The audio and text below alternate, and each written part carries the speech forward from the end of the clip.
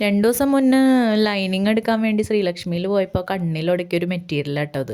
ഇങ്ങനെ പല കളറുള്ള നല്ലൊരു കോട്ടൻ്റെ മെറ്റീരിയൽ. അപ്പം ഞാനത് കണ്ടപ്പോൾ ഒരു 2.5 മീറ്റർ വാങ്ങിച്ചു. ഒരു 150 ബിലോ ഒക്കെ ആയിട്ടുള്ളൂ കേട്ടോ മീറ്ററിന്.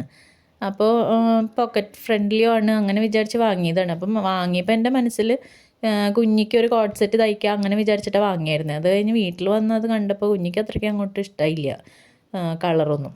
അപ്പോൾ പിന്നെ മേടിച്ച് വന്നാൽ എനിക്ക് കുർത്തിയാക്കാമെന്ന്. അപ്പോൾ ഞാനിങ്ങനെ സ്കാലപ്പുള്ളൊരു വീനൊക്കെ ഇതുവരെ തയ്ച്ച് നോക്കിയിട്ടുണ്ടായിരുന്നില്ല. അപ്പോൾ ഞാൻ വിചാരിച്ചു വന്നാൽ അത് സ്റ്റിച്ച് ചെയ്യാമെന്ന് വിചാരിച്ചിട്ട് അതൊക്കെ വെട്ടി വെച്ചു. പിന്നെ ഒരു ലേസ് ഞാൻ വെറുതെ വാങ്ങിയിട്ടുണ്ടായിരുന്നു കേട്ടോ. അപ്പോൾ പ്രത്യേകിച്ച് ഐഡിയ ഒന്നും ഇല്ലെങ്കിൽ പിന്നെ വിചാരിച്ചു വന്നാൽ അത് സ്ലീവുമ്മ അങ്ങനെ കട്ട് ചെയ്ത് വെച്ച് കൊടുക്കാമെന്ന്. അങ്ങനെ അത് സ്ലീവുമ്മ വെക്കാൻ വേണ്ടി ലേസൊക്കെ സെറ്റാക്കി വെച്ചു. പിന്നെ ചില മെറ്റീരിയൽ കാണുമ്പോൾ നമുക്ക് വലിയ ഭംഗിയൊന്നും തോന്നിയില്ലെങ്കിലും ഇങ്ങനെ സ്റ്റിച്ച് ചെയ്ത് ഇട്ട് കഴിയുമ്പോൾ ഭയങ്കര രസമായിരിക്കും കേട്ടോ.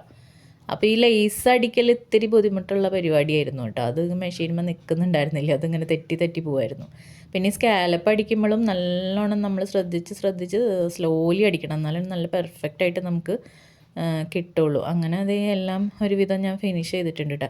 ഇനി ഫൈനൽ പരിപാടി എന്ന് വെച്ച് കഴിഞ്ഞാൽ അയണിങ് ആണ്. അപ്പോൾ ഒരുവിധം നമ്മുടെ ഈ സ്റ്റിച്ചിങ്ങിലുള്ള പോരായ്മകളൊക്കെ നല്ല അയൺ ചെയ്ത് കഴിഞ്ഞാൽ തന്നെ പോകുന്ന പറയാം.